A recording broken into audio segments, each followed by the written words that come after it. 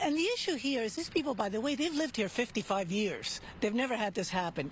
This is how they get in and out, this driveway. You can back up a car in here, you can drive out, but they're being told, don't even bring a car, any vehicle in here, don't park it on the sidewalk because of that hole you see there. It looks really little from above, but the danger is in what lies beneath. Take a look. The Department of Water and Power measured underneath and said it started at a foot when they first measured it, and then it was 3 feet, and then when they were out either Wednesday or Friday, they told me, I think it was Wednesday, they said it was 6 feet. 6 feet. The sinkhole is growing below the surface just 3 weeks after it opened up on the street in front of Mary Ann Cudahy's home. She says DWP responded, putting up cones and telling her, the cones so nobody will go in and out, and do not use your driveway, is what they said. But when it came to fixing the problem, it said, this is a city street problem.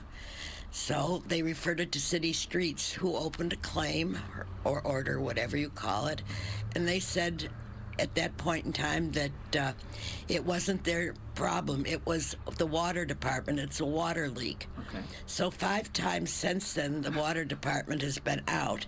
And referred it back to the city street services. Meanwhile, new cracks are growing on the sidewalk and driveway, which is the main access in and out of the home for the disabled Cudahy and her husband. It's not okay. It's just not okay. That's the president of the Sunland Tujunga Neighborhood Council, who confirms both city departments just seem to be throwing the problem back and forth. Trapping a disabled person in their house for weeks is just not okay. And you're asked, why can't they use the front door? Well, we're in a bowl. This is hillside property. And the front here, you can see that there's steps.